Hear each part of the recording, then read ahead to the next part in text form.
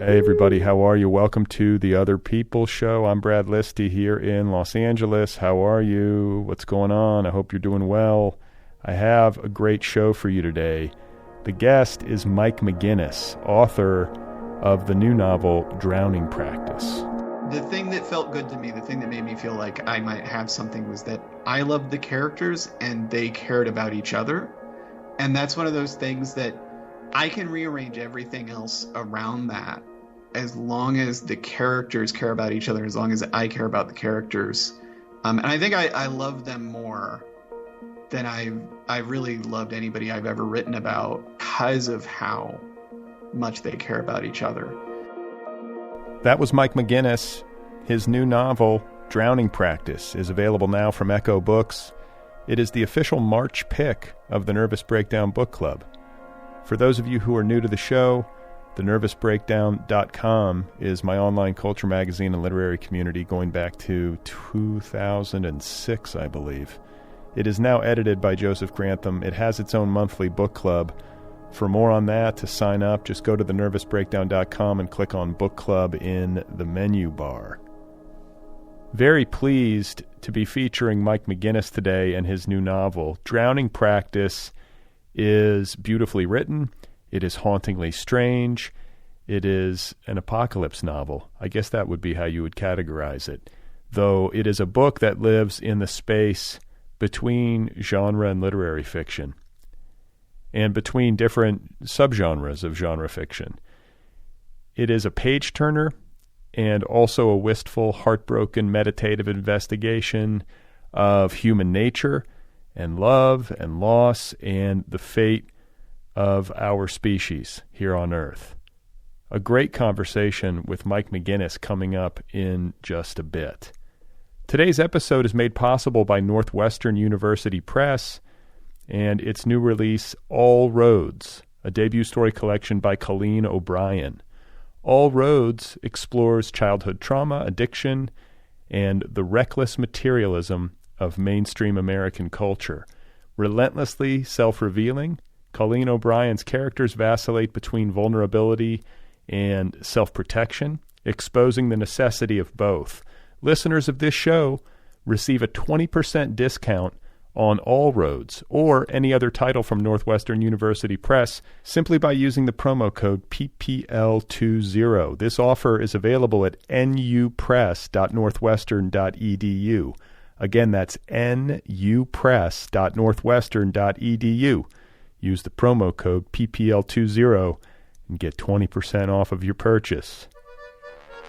Okay, so quickly I'm going to say some thank yous to people who have pre-ordered my new novel. It is called Be Brief and Tell Them Everything.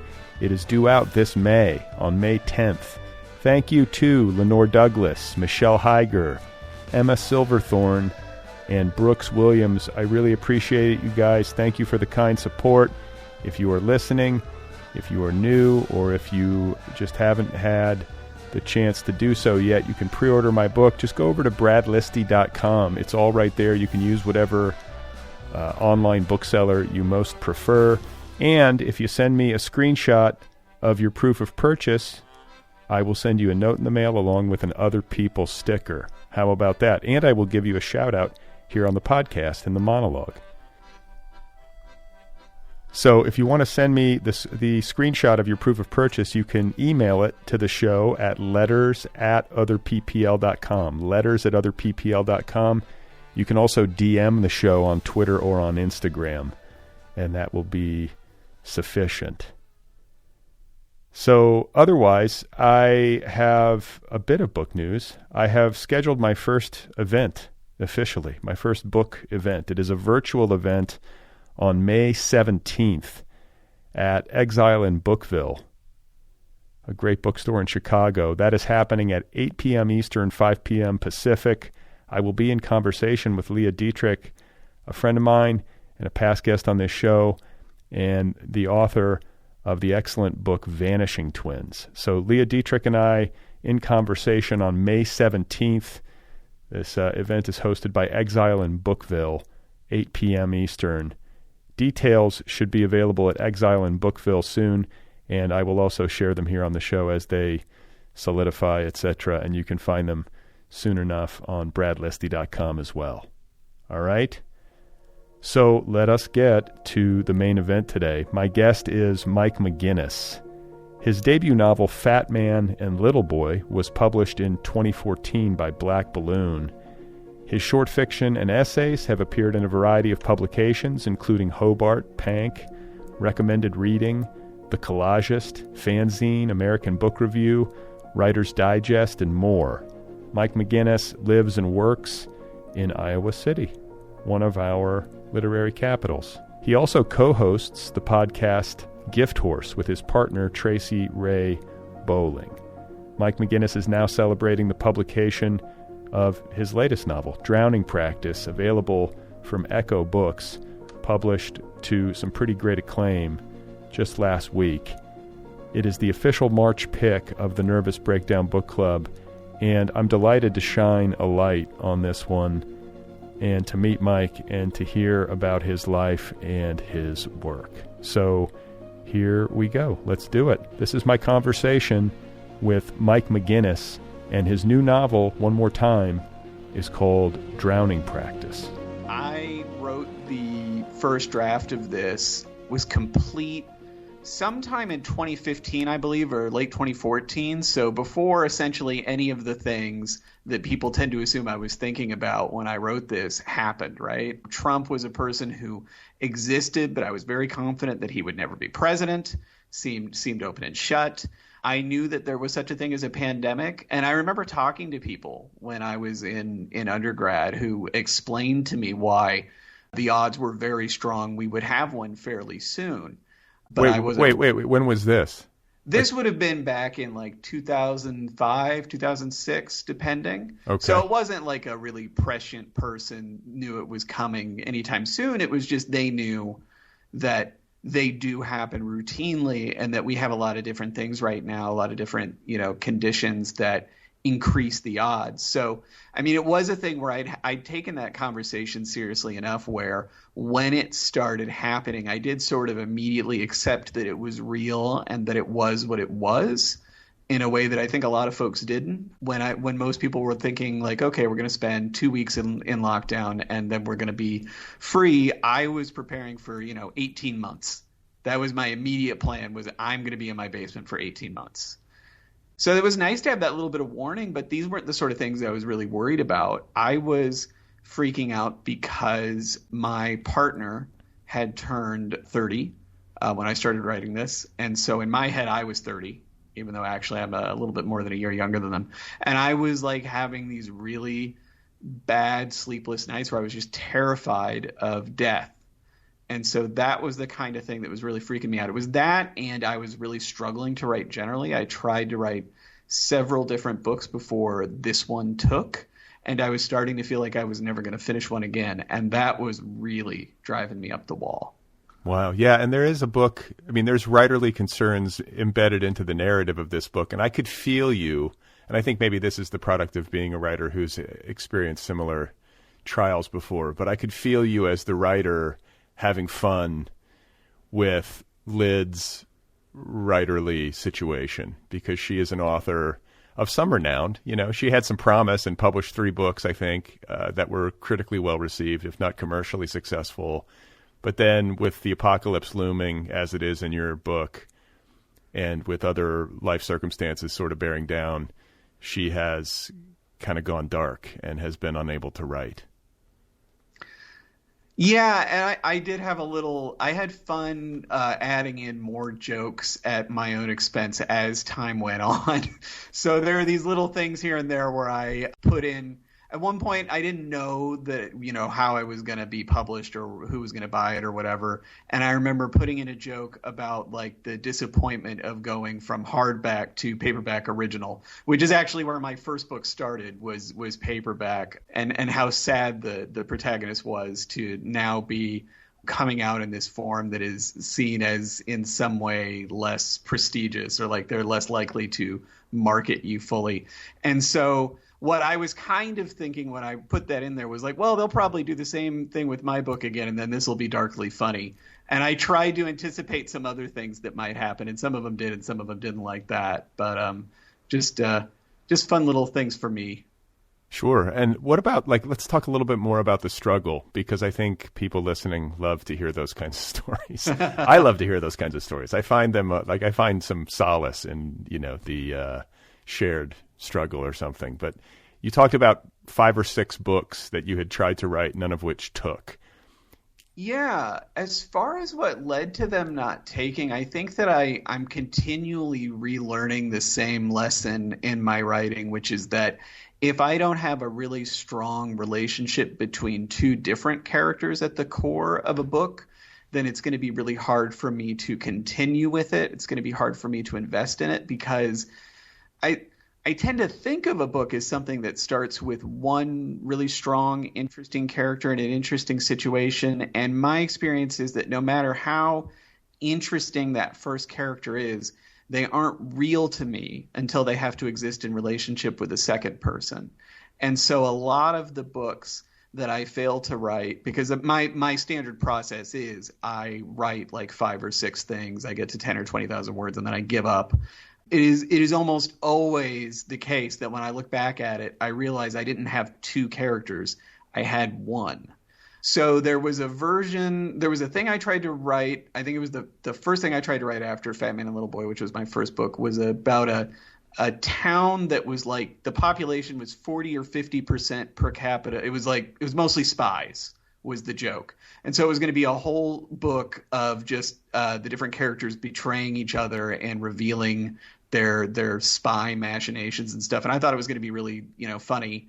And none of that worked at all. I didn't have 2 characters. I had a town in that case rather than a person. But I did keep the sort of pothead weirdo spy father character in David in the book that you read. I had another that was supposed to be sort of I'm going to do science fiction for real now, because I'm always telling myself maybe this will be the time that I do just straight genre fiction. And so I had a book that I tried writing about a sort of a world ship. It was a living ship that was going to go to another planet. It was going to terraform that planet by giving birth to all the animals and plants and creatures and so forth that would sort of restore the Earth. And it was from the perspective of her very devoted daughter.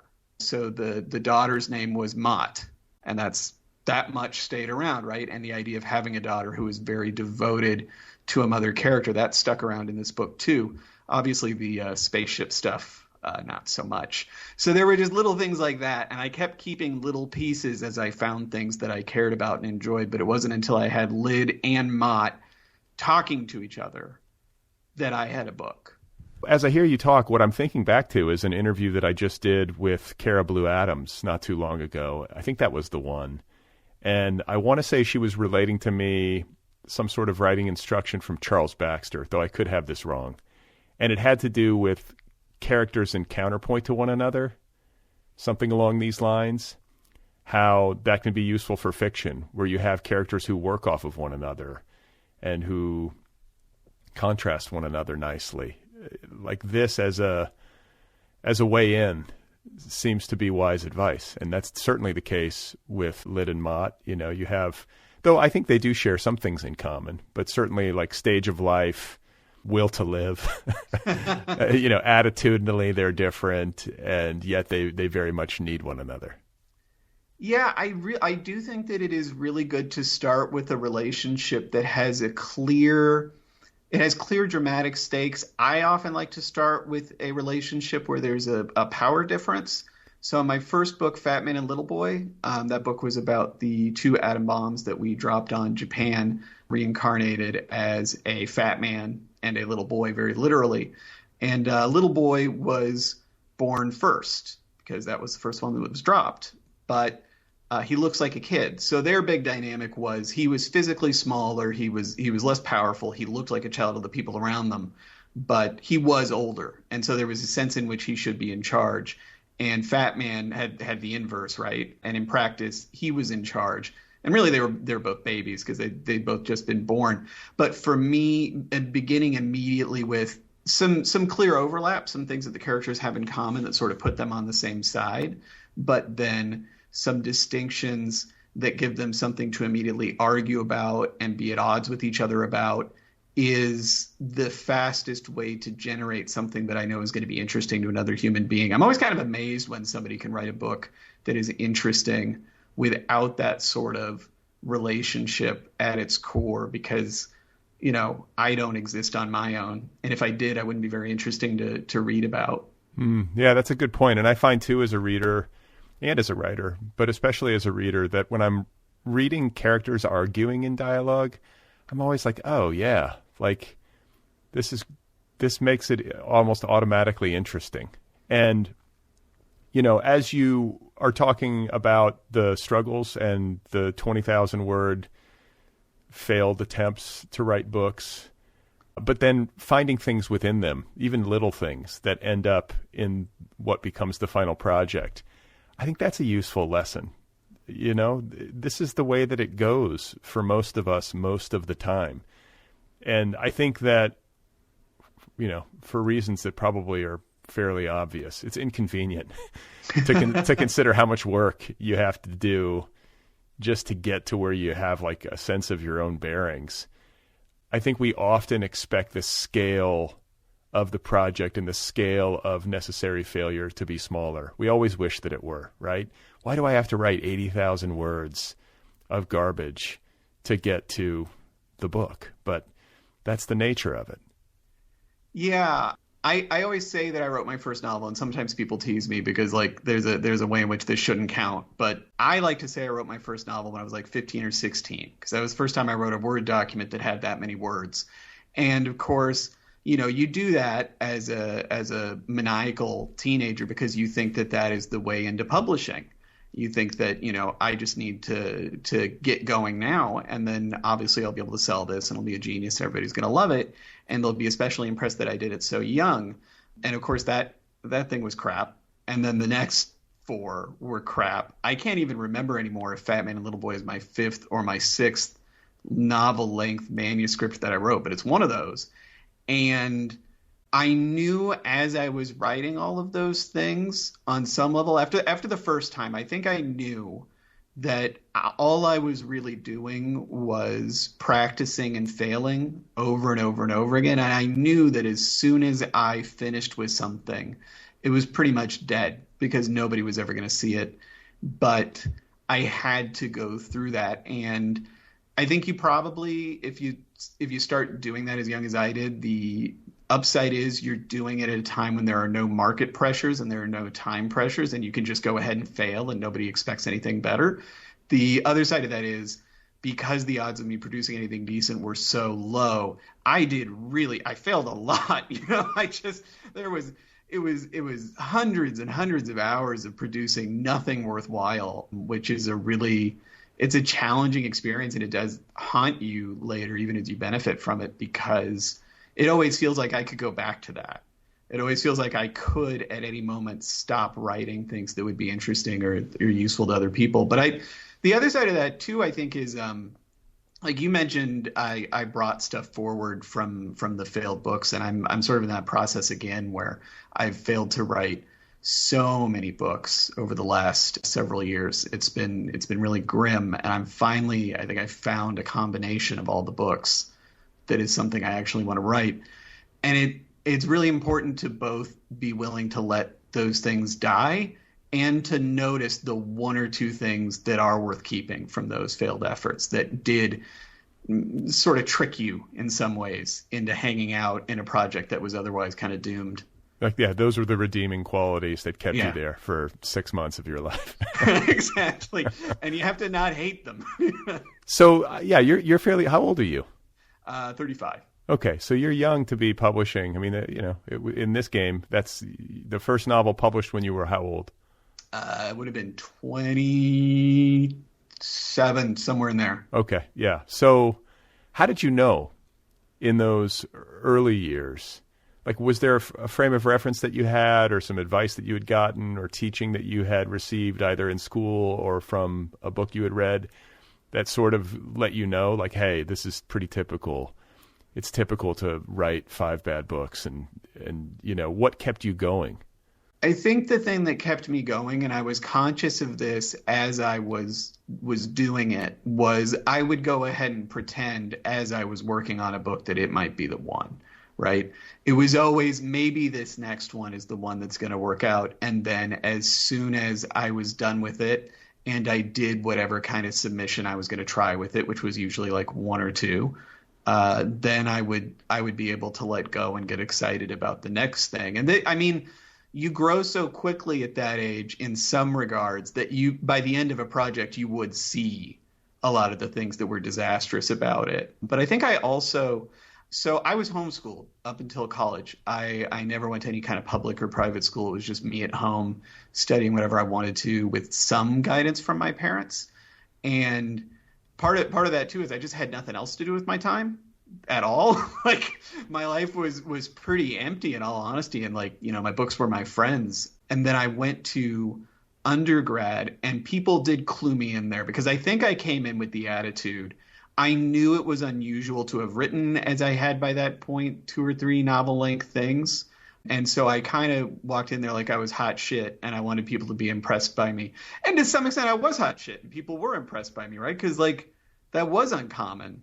But it became clear to me very quickly that like, no, you're not, none of this is going to work. You know, maybe by the time you're done here, you'll have put together 1 or 2 things, because I was fortunate to have teachers that were very honest with me about what I should expect to be getting out of myself at that point.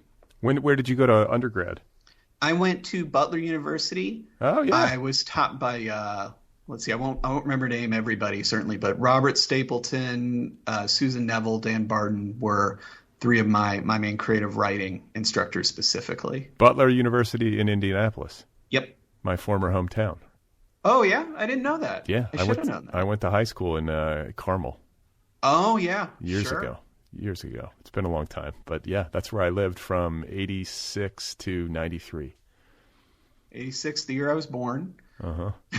So I'm a little longer in the tooth, but yeah. You were homeschooled? I mean, this is, I have to ask, because Yep. that's a rare experience. And how did that work? I always wonder about this. Like, how do you get, like, you seem like you got a proper education. I mean, I didn't, to be honest. Like, there's huge holes. So, I mean, it's really different for everybody, and it's different from state to state, and like laws change. So when I was a kid in Indiana, I don't know if this is still true, you literally didn't have to tell the state that you were even homeschooling. You didn't even have to tell them, I'm not sending my kid to school. There were no requirements for particular subjects or content that I needed to learn. There wasn't anything that my parents had to do other than not be caught abusing me or whatever, right? That was the standard. And so as a result, I mean, there are a lot of different approaches to that, right? A lot of the people that I knew, most of the people that I knew, the reason that they were homeschooled was that their parents wanted to protect them from secular culture. They wanted to keep them, walking with God, and they wanted to avoid them having contact with things like rap. You know, now because that was how they saw it. They Sure. saw that as the opposition. In a way that was, it's really troubling to look back on. It was troubling then. My parents were not quite so conservative in that regard. It wasn't mainly to keep me Christian, although I think it did start there. But as a result, they would often have like sort of, parallel Christian provided structures. And those pretty early on, I tried going to some things and they never worked out for me. So ultimately, I was always, the way that I studied was essentially what is called unschooling. I don't know if you've heard Sure. this term before. Yeah. So like no guidance whatsoever in many regards, right? Like past the 3rd grade, I was choosing essentially everything I read. I was teaching myself from the books. I would go to the library. I would go to the bookstore. I'd be like, this is the history book that I'm reading this year. And then I would read at least part of that history book. But as a result, I didn't know anything about chemistry, right? I was really bad at math. I never really opened the physics textbook that my mom got me. And then when I was doing my applications for undergrad, we had to do transcripts. And so she opened Microsoft Word and I told her what grades to give me. in the different subjects. And I tried to be realistic, but some of them were a little bit more like, if I had paid attention in chemistry, if I had actually read that book, I bet I would have got a C, because that would have been the most I could manage. Like projected grades. Yeah, exactly. And I had a SAT score, so the colleges that I applied to weren't flying totally blind. And in Indiana, this is known, right? Like the people who do college admissions, they understand what they're signing up for, and they know that when you roll the dice with a homeschool kid, you, like 1/5 of the time or whatever, they completely flame out. They get there and they have no idea what they're doing, and then a couple more will muddle through, and then sometimes they'll be really lucky and they'll be glad that they brought that person on board. I didn't flame out. I don't know where in that whole structure I would be, but I can tell you that my first semester was by far my worst, because I just didn't know to do homework. Like I knew intellectually, but I'd never done homework, so I just wouldn't do it. I'd show up to class and I'd be like, "Oh yeah, there are some expectations here." Where in Indiana are you from? So I grew up in Indianapolis. I spent almost all of my time, I don't know why you would have been, to the Arthur Jordan YMCA, but it's near North Central High School, which some folks will know that. Sure, yeah, that's our old arch rival high school. That's not far from where I grew up. That's right. 20 minutes from my house. So yeah, I spent like all of my time there because my parents couldn't afford to pay for, other kinds of care, and my mom was working there all the time. She ran their childcare for a long time, and then later she did some other things like that. And so my entire social life was whatever was going on at the Arthur Jordan YMCA and whatever I could walk to in the immediate surrounding area. So there was a Target that loomed large for me. There was I think it was a Barnes and Noble, and there was a Schlotsky's Deli that was pretty big in my world. And there was a library within walking distance as well, which was the hugest thing. I had my first kiss behind that library. Wow. Yeah, I mean, it's nice to hear you talk about this, because I have conversations with friends of mine in Los Angeles or people I know who grew up in like New York City or something, and they're telling me about their adolescence or their ski trips or I'm like, dude, you got to realize what it's like in the Midwest. Like we hang out in Target, and it's like yes. And it's like a big deal. Yes. No, I remember for first girl I dated for any reasonable amount of time, multiple dates that were just us walking around in the Walmart that was about 20 minutes drive from my house, and Sure. That was what we did. Yeah, Walmart. I mean, it's big. It's fluorescently lit. What more do you want for a romantic environment? These people are so needy. But I want to get back to talking about knowing when a project is working and knowing when it's not. We've kind of covered the knowing when it's not. But I want to hear your experience of having things click into place for drowning practice and getting to a stage of the process where you were like, okay, like I've got something here. I think the first time that I knew it might work, and I was very skeptical until very late in the game because I'd had so many failures recently, and I was struggling with some unbelievably intense depression.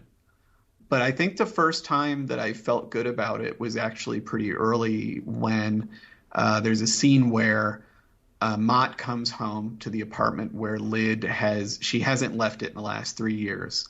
And they just have a nice little evening together after school. They share a meal, they talk about homework, and they, talk about some things that are coming up. And it was the thing that felt good to me, the thing that made me feel like I might have something, was that I loved the characters and they cared about each other. And that's one of those things that I can rearrange everything else around that, as long as the characters care about each other, as long as I care about the characters. And I think I love them more than I've really loved anybody I've ever written about, because of how much they care about each other. So that was the thing that initially clued me in that, okay, this could work, because that relationship was strong enough for me to mean that I could just keep chipping away at everything else until it felt good too.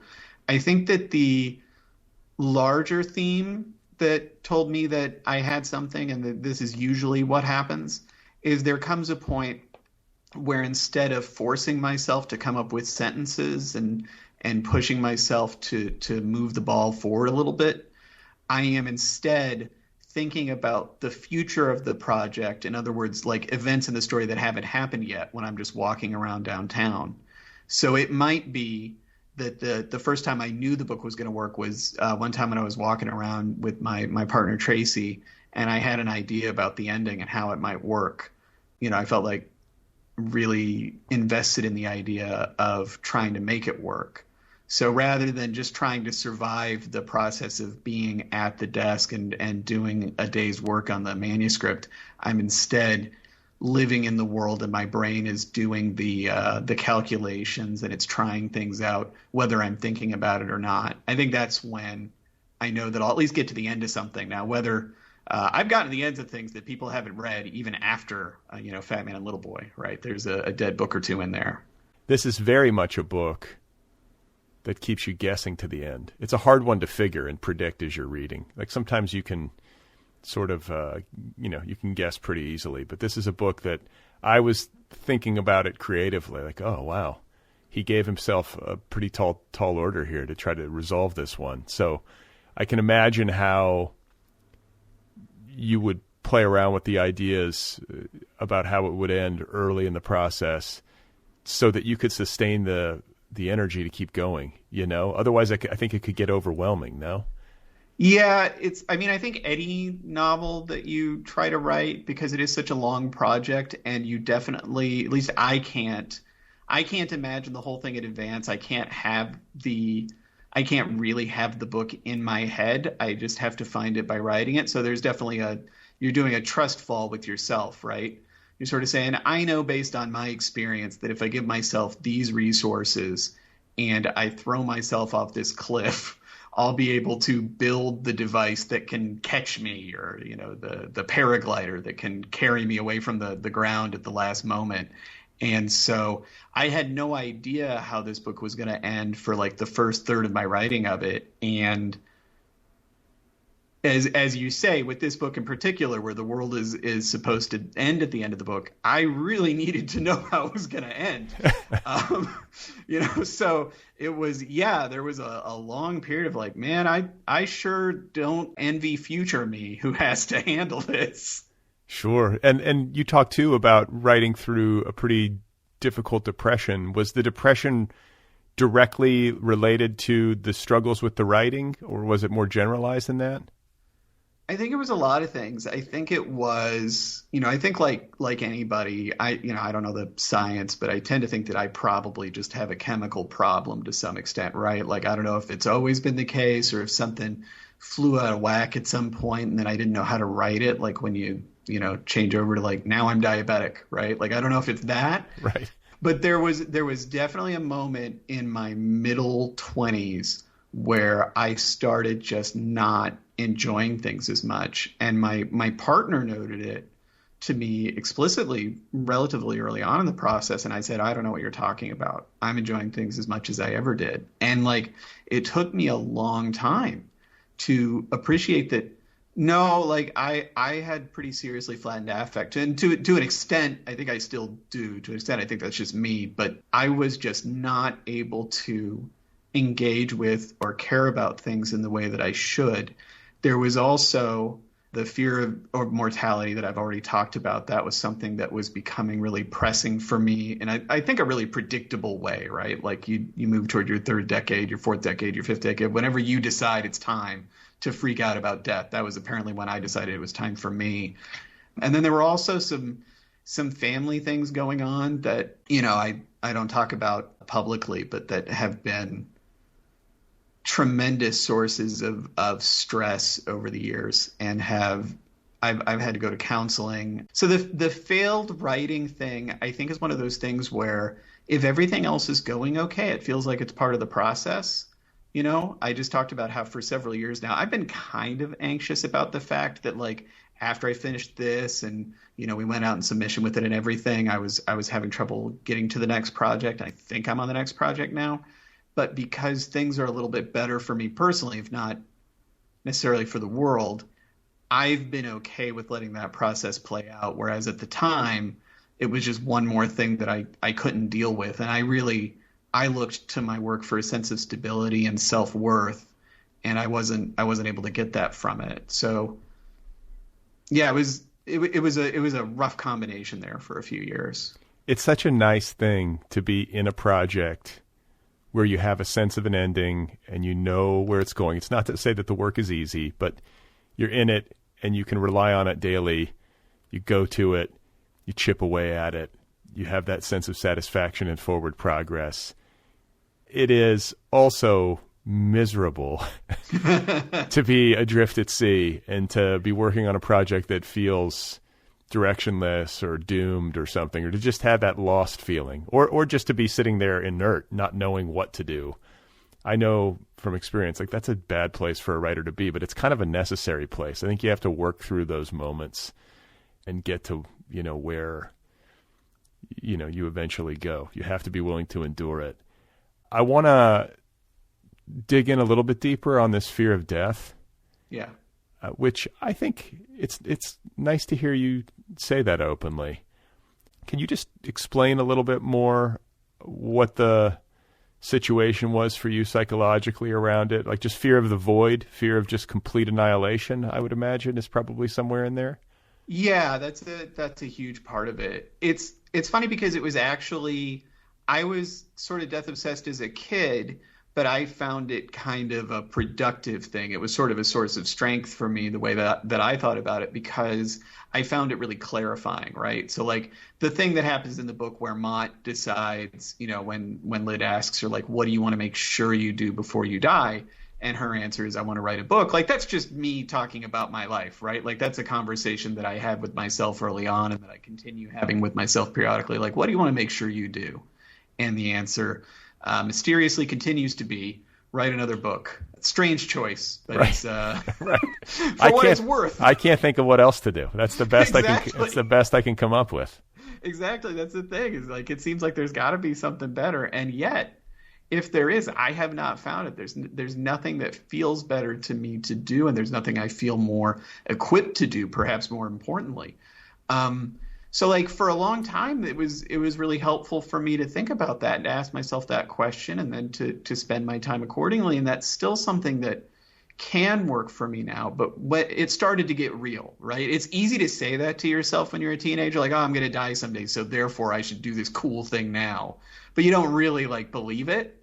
It's so far away.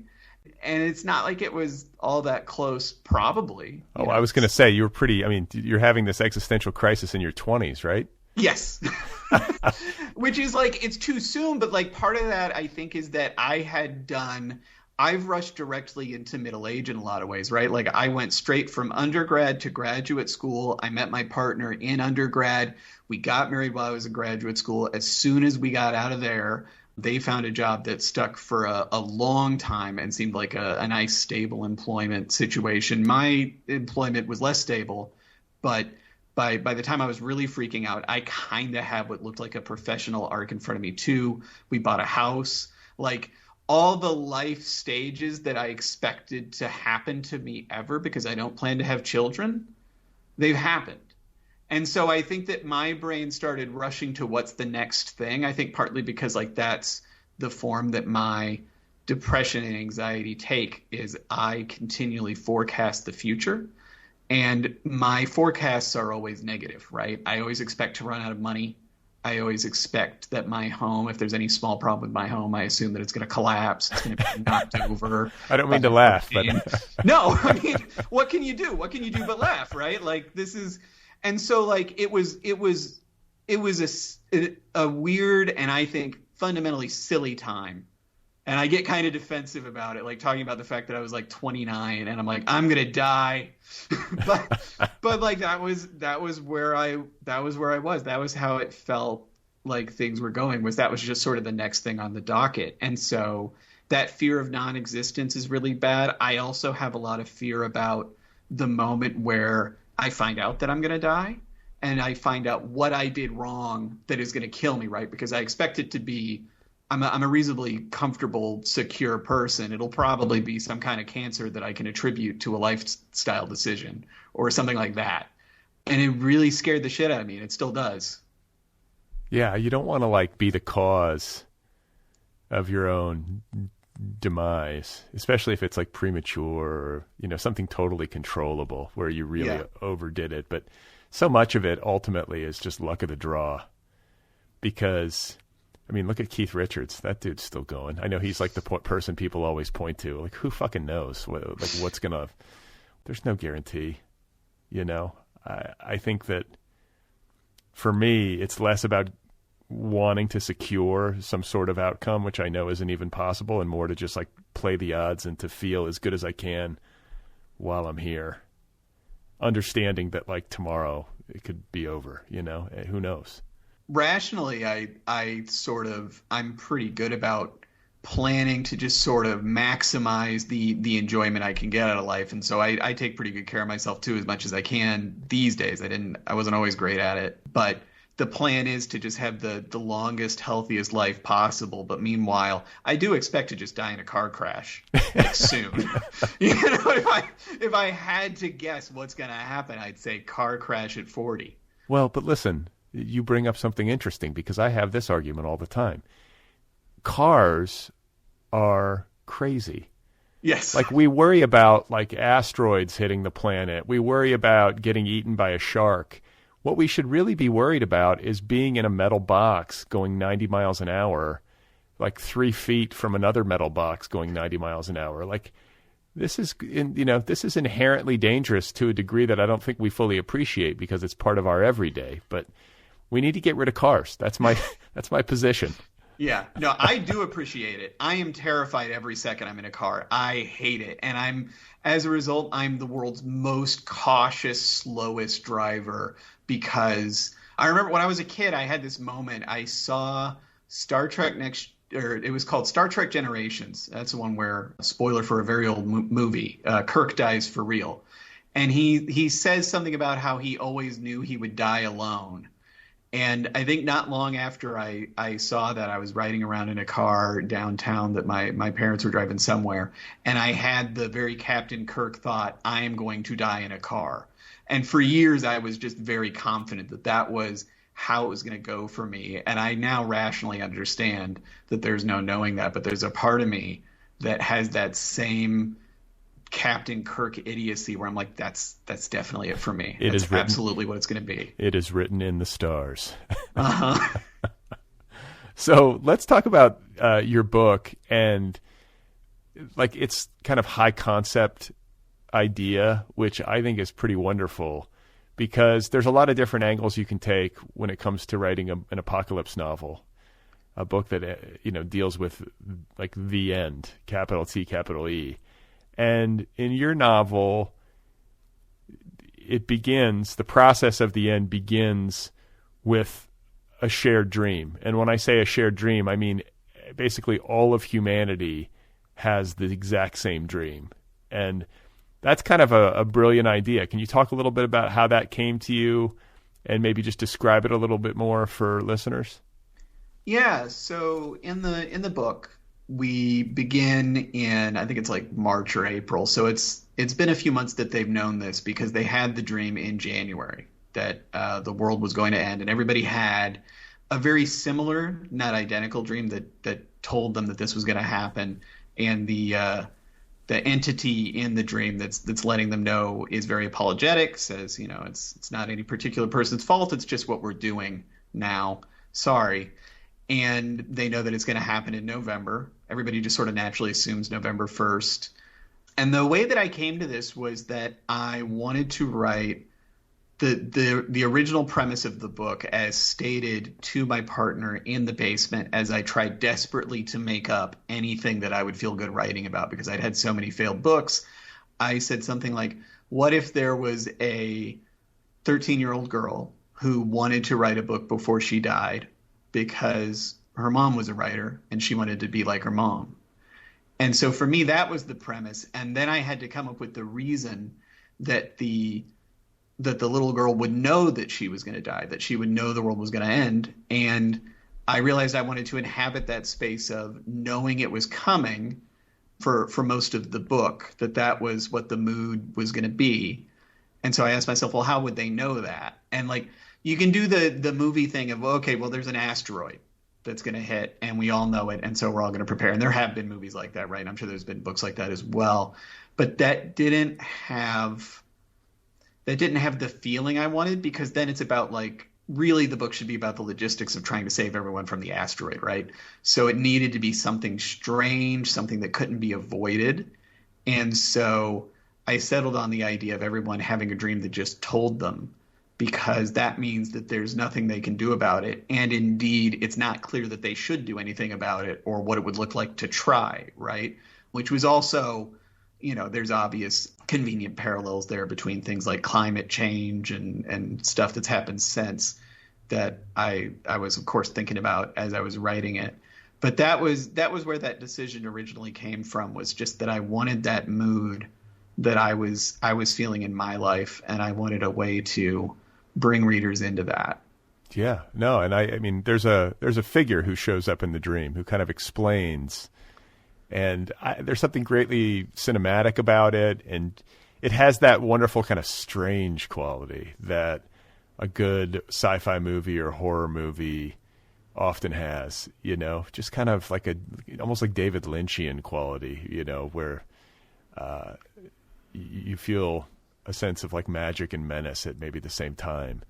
Yeah. And I think too that it's just a great idea as a way to kind of bring the reader into this set of circumstances.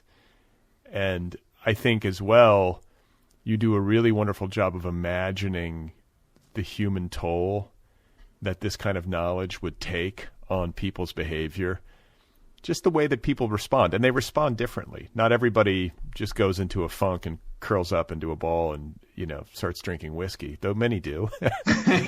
Yeah. Some people commit suicide. Some people, start to kind of go feral.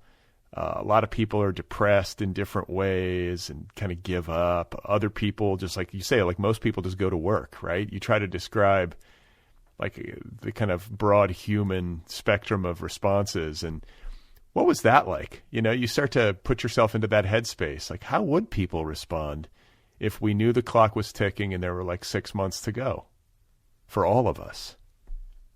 Yeah, I mean, it's one of those things where, and this has become more true since, right? I already sort of knew the answer to the question of what would everybody do if they knew they were going to die, because it's what we're doing right now, right? Like whatever we're doing, that's what we would do. Right. And like, obviously there's a heightening of the drama inherent in giving it a deadline and a specific time. But the truth is that even if it were 6 months, I contrive to give the main characters some cash so that they don't have to do their jobs just to get by for the whole book. But most people would need to do that. And so to me, it just seemed like this is, of course, we would all just kind of go about our normal routines to an extent. And then the pandemic happened, and I was like upsettingly right about that. I was so horrified by how much it is the case that most people not only did the same things they had been doing for their entire lives up to that point, but it made them furious to consider any other arrangements in many cases, right? Like, we could have done anything about this, and what we chose to do was almost nothing. Right. And it's so hard to see that. I didn't come to this cynically, but I did recognize it as I was doing the writing years ago, when I was in grad school, and I went to an AWP conference, and there was a presentation that somebody did. He said he had figured out the formula, and I'm sorry, I don't remember who this author was, so I can't give him credit.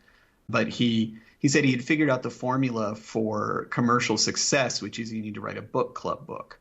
And the way that you do that is you write a book that is based around a question that the book club members can ask each other and discuss.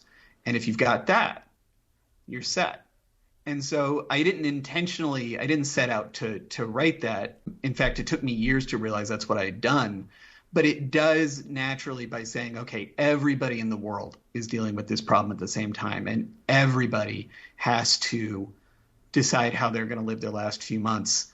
I realized I did have a book club question eventually there, right? Which is, what would you do if you knew the world was going to end in November? And so very late in the process, actually, I had the characters explicitly say that to each other. I wondered why it hadn't occurred to me before to have them ask that question. Right. Because I remember that presentation from that guy, and I was like, you know what? Actually, that does make sense. That seems like a good idea. I should do that. Yeah, I wonder what I would do. I think maybe I think I would just sit around with my family. Yeah. I mean, I don't know if I would do anything like grandiose. I don't know if I would go on a big trip, or would I just want to relax as much as possible with the people I care about. Wait and see. It's hard to know. It's hard to know how one would behave, but I like to think that I would be sort of stoic about it. I'd just be rolling around on the ground crying, just clutching my various pets. Yeah. Asking my partner to make it all better. Well, it brings to mind questions about what we're doing as a species and what the outcomes are going to be in the kind of near term and the long term. I don't know how long, but I have in the past read assessments of where we're headed with regard to climate if we don't change radically and soon. And it's truly terrifying. It freezes me in ways that few things do. And then there's also a part of me that will then set it down because I just can't tolerate the darkness. And I will see a tweet, or I'll read something else in passing about how we're going to figure this out. We're going to geoengineer some shit, and or we're going to find another Earth, and we're going to get there, and we're going to figure out space travel, or whatever we have to believe to give ourselves hope. We're going to desalinate, the ocean easily. And where do you stand on the actual end of the world? Do you feel a sense of we've got a couple hundred years left at best? Or so there's two things that I know, one about myself and one about the world. The thing I know about myself is that, as I've said, I have sort of a diseased mind, right? And the form that my disease takes is, when I think about the future, I imagine the worst plausible future that I can, or even an implausibly bad one. So at any given moment, if I ask myself to project forward from current trends, I always see horror and disaster for everyone, myself included. And this is hard to reconcile with the fact that I've had an extremely blessed, charmed life. In a way that you're currently catching me at maybe the apex of it, right? This book coming out in the way that it is, with significant support behind it, and beginning to maybe find an audience, and it's got this great cover, and people are being very kind like you are and talking to me about it and everything. It might never get better than this, truly. And I expected when I was a kid to work at the Walmart where I, dated people and die in a ditch. That was my prediction. So I know that I am not equipped to make these assessments. I also know, the thing I know about the world is that everyone has believed that the world was going to end for as long as there has been anyone to have that thought, right? So what that says to me is that's probably not true. On the other hand, what does the world ending actually mean? There's two versions of it, right? There's one where all of us are just gone, we just vanish, and so there's no one to experience the end anymore. And I think that's fine. I think if we all disappeared tomorrow, no harm, no foul. The bad one is when there are some of us still around to experience what is happening around us and suffer through it, and have to, for lack of a better idea, come up with a way to keep going. And that's sort of what we're experiencing now, right? So my feeling is, to some extent, the world is always ending. And thinking about the future where the world really ends real good, where the gods stop messing around and they really take care of us. That's a psychological refuge for people in a way that I think is a little bit unhelpful. We get excited about the catharsis of it, and I don't think that we should. So to finally get around to really answering your question, I don't think about this at all except when I'm writing fiction, if I can help it. I mean, I think about it constantly because I have a problem. But when I have control over things, I just don't draw conclusions about this because, there's the research that describes exactly the experience that you're describing, where if you tell people how bad it might be, they shut down, which means everything is going to be worse. So I don't punish myself by thinking about how bad climate change is going to be. I don't read those things because they don't help me do anything different. I only want to read things that help me do something different that help. And I also want to count on other people who have the skills and the know-how necessary to work on solutions. And so I need them not to feel doomed either. So I do feel doomed, but I try and trick myself out of it so I can maybe contribute to a solution. Yeah, I agree. You have to. I mean, like complete paralysis is not an option, or at least not a good option, especially if you care about the future. Like I think about my kids. Like I just, I don't have the option to just be like, well, we're fucked, Yeah. And I think on the gloomier side of things, you talk about wanting to be proactive and to be able to do things. I think about my own behavior consumptively. I run my air conditioner, in the summer sometimes, and that's maybe not a good idea. But we don't do these things. It just seems to me oftentimes when we are, confronted with crises that require of us maybe some sacrifice, it can be disheartening to me how little we actually do, myself included. Like it's hard to reconcile with it all because I know you can't be too hard on yourself. Sometimes it's 100 degrees and you've got the air conditioner sitting there. It's pretty tempting, Yeah, there's definitely things that I can name off the top of my head that I could be doing less of or I could be doing differently that would contribute in it wouldn't really matter, but it's a bit of cowardice on my part to pretend that my belief that it doesn't matter is part of the problem. And I had a moment there just now. I was like, I should hijack this whole thing and I should publicly declare that I'm going to make some huge change just on the principle that that's what we should be doing with our lives, right? Is we should be making these changes. I should go vegetarian or something like my partner is. They're fine. But I'm not going to do that to you, and I'm not going to do that to myself. Yeah, you don't want to go on the record in a public forum like this. Exactly. But when I want to think well of people in this regard, the thing that I try to remind myself, which I do believe, is that we simply weren't made for this. We weren't made for these circumstances. What we should be doing in terms of like what we have the biological cognitive capacity generally to handle is we should be living in a village of about 200 people because that's the number of like faces and names the average person is able to retain, right? And we should have personal connections and investments in those people. And we should not have the resources necessary to destroy the planet because we're not capable of handling them, very obviously. We do have those things. I think in a very real way, they have us, right? I tend to think of the sort of superorganism that produces the desire in me for kinds of security and comfort that would have been unimaginable a few hundred years ago. I tend to think that it has me at least as much as I have it. And I do think that it would be best if we all found the capacity inside ourselves to do the things that we need to do to improve things. But when I want to be gentle with myself and I want to be gentle with other people, I do remind myself, like, these things are at least as addictive as a number of things I would not judge the average person for not being able to kick once they got started. So it is embarrassing and frustrating, but I think like that example of the lack of personal sacrifice, I think so much of that comes from like people don't want to wear masks not because they hate the physical experience of wearing the mask. I don't think it's not that unpleasant. It just isn't for most people. No.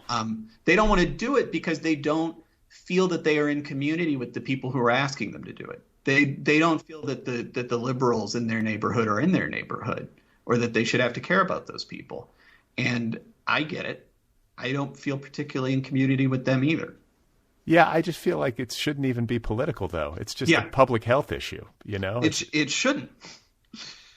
And it didn't have to be. That's the other thing that is so sad about that particular example, right? Is there was a decision to engineer that. It wasn't initially a marker of identity, and it became one because some folks wanted it to be. Yeah, yeah. I don't know. I just feel like hopefully someday cooler heads will prevail and we will care more about one another. But, you know, your book posits, and I won't talk too much about, this, but your book posits something that you've kind of been talking about just now, which is that we're not wired for this.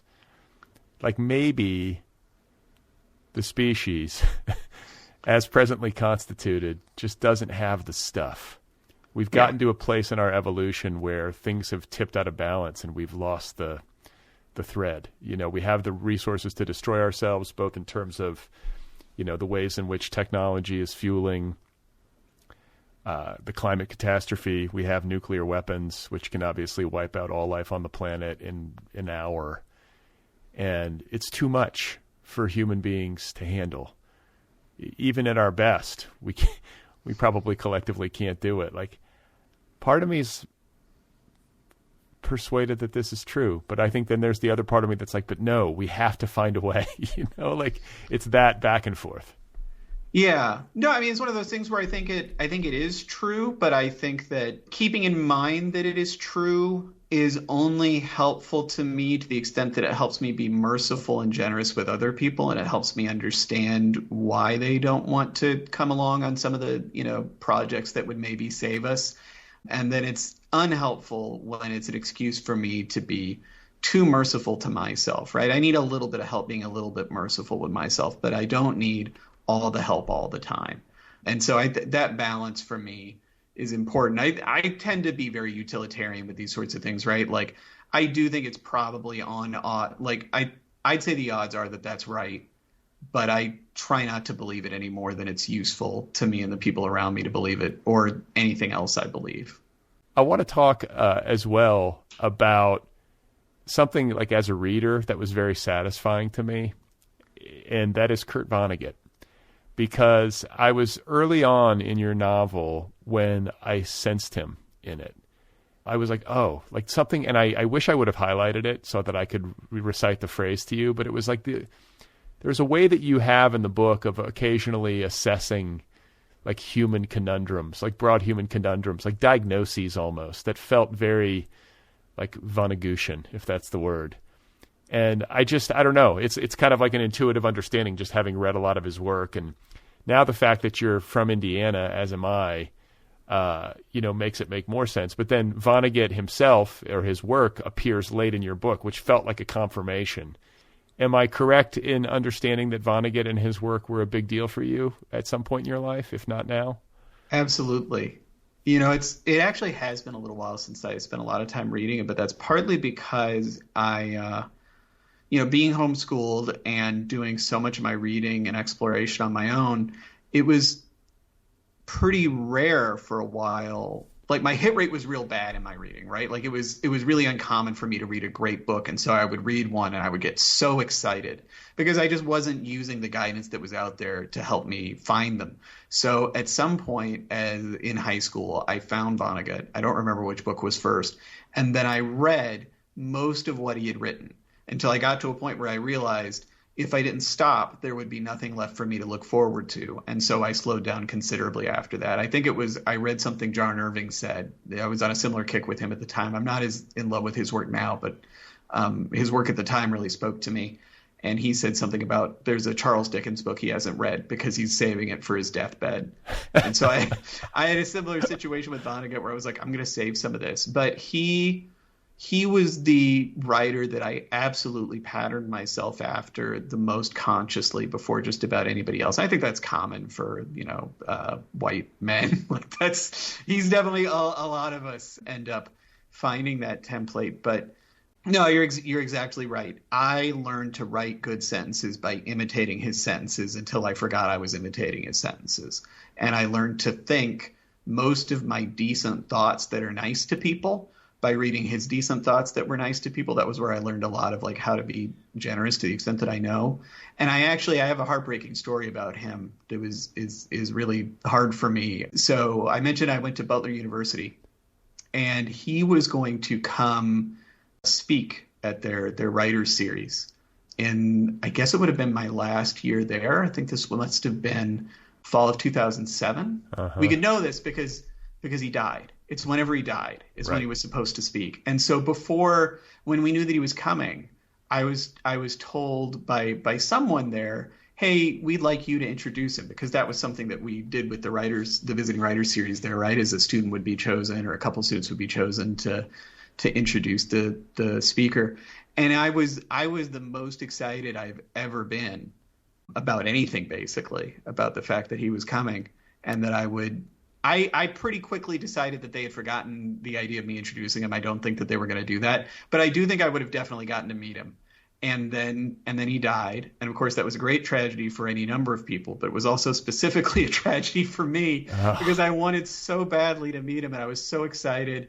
And, later his son, Mark, came and read something that he suspected Vonnegut had written, knowing that he was not himself going to perform it. And it did kind of feel that way. And they put that together with, there's like a musical performance of a portion of Slaughterhouse-Five that describes the war happening in reverse.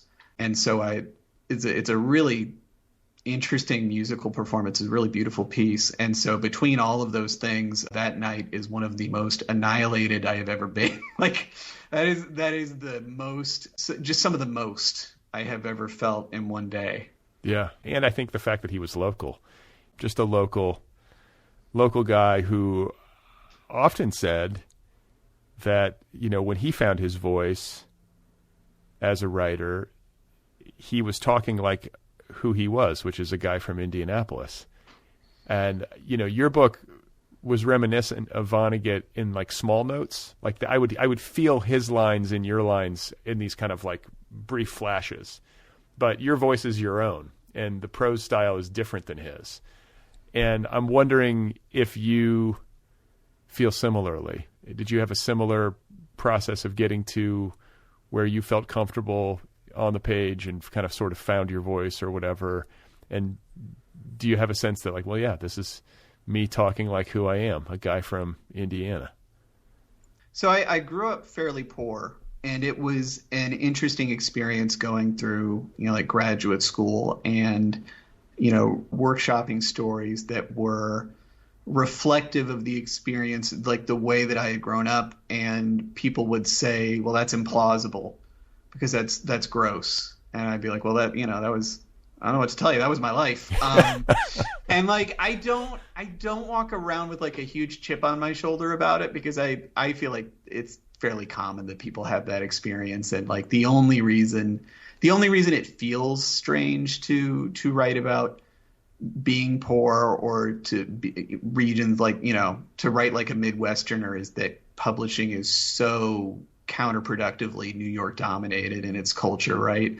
But I think also I had to get comfortable with talking like myself in ways that are not particularly of my region or, associated with my background. Like for me, there's a fundamental like fussiness to my prose that I really had to work to embrace. I had to get over the fact that I'm the sort of person who really prefers not to end a sentence with a preposition, despite the fact that no one ever told me not to do that. Like it still bothers me. So I think like there was a process of learning how to write simply and directly in imitation of Vonnegut, and then there was a process of accepting, to some extent, I am a kind of persnickety weirdo who has his own hang-ups and his own things that he wants out of his prose. Okay, so we haven't gotten to this yet, and we must before I let you go. And that is to talk about the strangeness of your novel and the world that it creates and the cast of characters that you've created. You have Lyd and Mott, who are a really wonderful mother-daughter pair with all this love between them. Not an entirely simple relationship, but very easy to sort of fall in love with these characters and to worry about them and care about their fates. And then you have a father character who takes things into a more science fiction-y realm for me and a dystopian realm. And I'd love to hear you talk about him and talk about that storyline and those decisions and how they came to you as you built the world of your novel and built the narrative that carries us to the end, which of course I'm not going to spoil. So it's always been a challenge for me to categorize my fiction, and it gets easier once you start publishing, because people start thinking like, oh, okay, this is a thing that we can publish here. But I've always sort of existed between genres, and that's where I'm happiest and where I'm most comfortable. And I think that the reason for me is the strangeness that you mentioned, is that I feel that the world is a deeply weird, fucked up, confusing place. And for me, the way that we structure a fiction so that it reads as realist involves eliding much of the reality of the world for me, right? Like it's an oversimplification to say that literary fiction is, as a genre, white and middle class. It isn't. But it does have those tendencies, and it was hard for me when I wrote straight literary fiction to talk about the weird, hard, complicated things about my life and about the world as I saw it. And I think too, I wanted to be, and I always want to be, between genres, because I like negotiating with the reader, and I like asking the reader to negotiate. What are the rules of this world? What is real? What should I take for granted? What should I not? Because I feel that should be more how we engage with actual life. I feel like we should be taking less for granted usually than we are. And so being awake to the terms of the fiction is, for me, a kind of practice for being awake to the reality we live in. So, broadly speaking, in terms of the strangeness and the unsettled genre, that's my rationale. As far as the father character, David in particular, the reason that he is the way he is. And how is he? Just so listeners know. Let's give a thumbnail of this guy. Yeah. Sorry. So he's a creep. He's a spy who he works for an unspecified agency. I think some readers doubt that he does work for an agency at all, which I totally understand, because he's very secretive about it. But he has a lot of surveillance technology that he uses both inside his home, where he lives in sort of a commune in his big, beautiful home, as he consistently calls it, with all the beautiful young people that he's asked to live with him there. And he watches them and listens to them. And he also, at the beginning of the book, is watching and listening to the main characters, to his ex-wife Lynn and daughter Mott, as sort of they have to accept that surveillance in order to be allowed to live separately from him.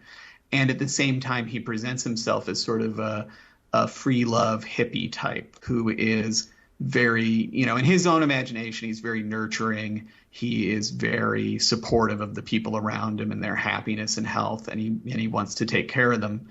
And for me, I think a lot of what I'm talking about there is in the apocalypse genre, in the genre of apocalyptic fiction, the villain and the hero actually usually are fathers, and they're different models of fatherhood, right? There's the hero is usually a strong, manly man who is dependable, but has a little bit of softness, a little bit of sensitivity to him.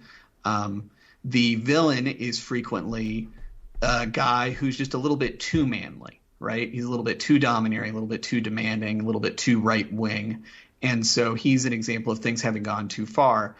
And I always feel like that lets me as a reader off the hook a little bit, because that is so much not the person I am, and that's so much not the people that I know. So I wanted to explore in a similar setting a person who is bad and creepy and authoritarian in the way that I might be, or a lot of the men in my life might be, if given that opportunity. And a lot of it is, I think, about surveillance and about controlling people and having continual access to the lives and the bodies of the people around us. Yeah, and just also this issue of technology. And we talked earlier about human beings not having the capacity to sort of handle our stuff because the technology is tipped out of control. And it seems like we're already in a world where surveillance capabilities have escalated pretty rapidly. Like, I'm sure if you have some technological know-how, you can surveil some people pretty easily. And I guess if you're a sophisticated hacker, then it take it to the next level. But these opportunities exist out there. I guess you have to want to actualize them. But it's not an entirely healthy situation. And then you take it to the corporate level and you think about like data collection and data mining and all the money that can be made by understanding how people think and behave in their consumer existence and their online existence. And that's where I can start to get spun out too. Yeah, there's this natural resource that we are all sort of producing collectively together, right? I've heard it described this way, which is like the data that we make by existing and interacting with each other. And there are folks who have the means and the know-how to tap into that and turn it into money and turn it into power and influence. And that's another one of those things that, I said, we are not wired to handle. And I think that a lot of people, I think that we casually practice, if you were to really inventory your life, and maybe you're a saint in this regard, but most people, if you inventory your life, you'll find that you're doing a lot more surveillance than you realize you are on like the people that you care about, and also on like weird strangers that you don't know anything about other than the fact that you're like watching them constantly. How so? You mean just like on your social media feeds?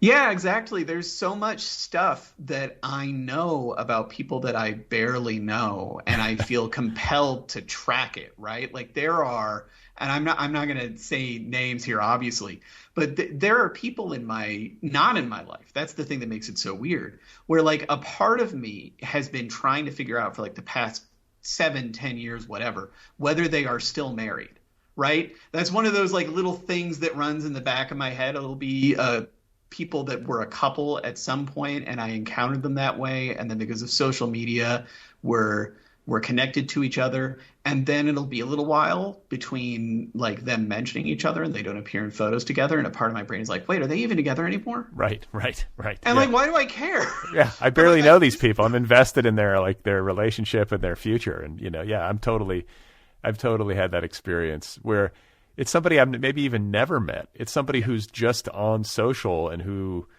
is really like loud, is constantly there. The algorithm keeps delivering, this person for whatever reason. And they become a kind of character in your life, that you see them every day. You see them sometimes more than you see people you actually know and love and care about.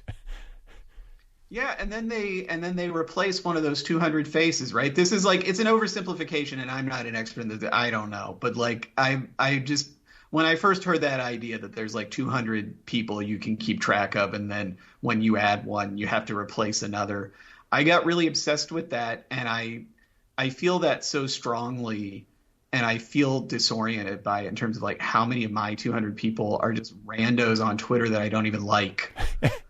Well, and you're making me think of Vonnegut again, because he was very much invested in this like anthropological idea of how human communities are supposed to be organized and how much they have disintegrated, over the course of history, and especially I think in modern history, 20th century onward. And I'm kind of on board with that. Like, I think we are lonely and depressed. A lot of it comes from not having a strong enough sense of connection to our friends and neighbors and access to them, because we live in geographically disparate locations or something. Yeah, it's got its ups and downsides though. And so like one of the things that I think about that in that regard is like, I have a number of people in my family, in my social life who are trans, and I think that they benefit enormously from being able to connect with other people who are trans, with being able to see that is an experience that exists in the world. Sure. And that, the numbers are such that if we were living in my little 200-person villages, whether they would have that and whether they would have the ability to organize politically, whether they'd be able to find allies that they could count on in those circumstances. I think that there are good reasons to think that sometimes they would, right? I don't think that people are inherently anti-trans. I think it's a political choice, and it's a project undertaken by creeps. But like, you can see how that could be a real challenge in a way that the internet helps to deal with. And so probably if we were thinking about a solution, it would not be blowing up the entire internet, but finding a way to get people to invest in each other in their immediate areas, even if they aren't Twitter friends. Yeah.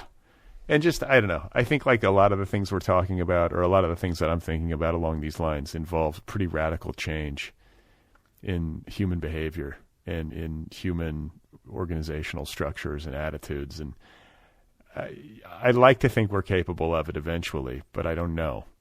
And your book, I think, doesn't know, or maybe it does know that it's not possible. You know, it's somewhere in between those two poles. But I guess we have to hold on to some shred of hope? ?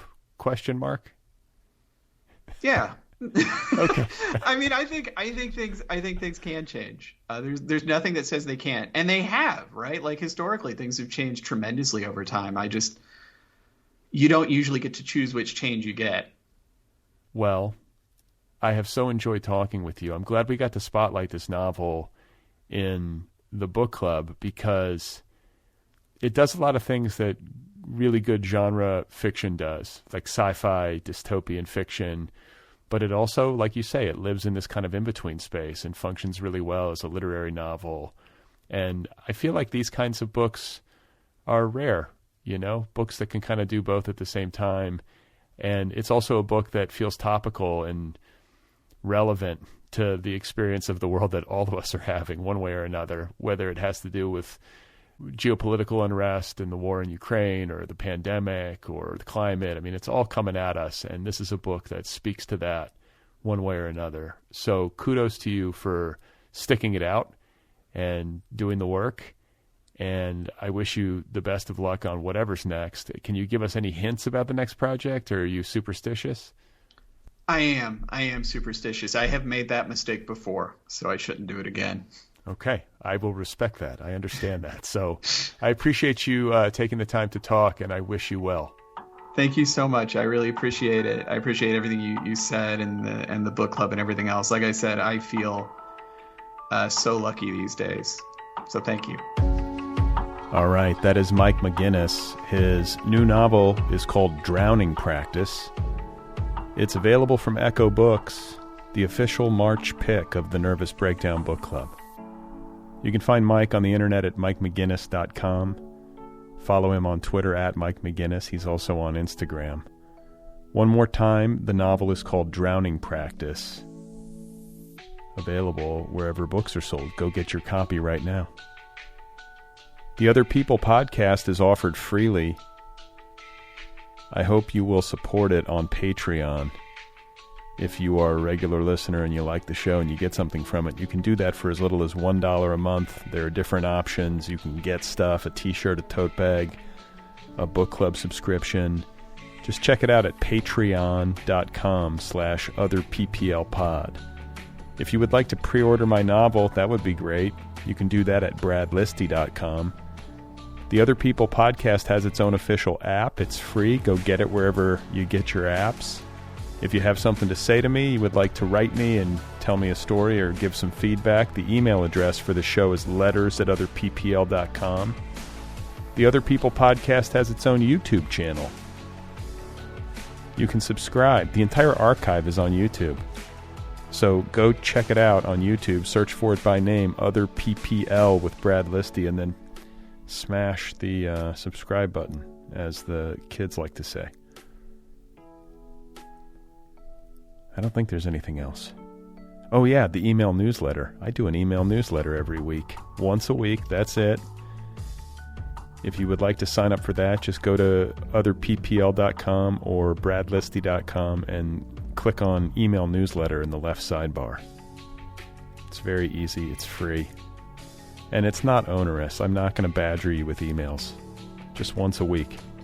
I share some things that are of interest to me. A few quick links. I tell you what the latest episode is. All right. I'm all done here. Thank you for tuning in. I'll be back next week with more content.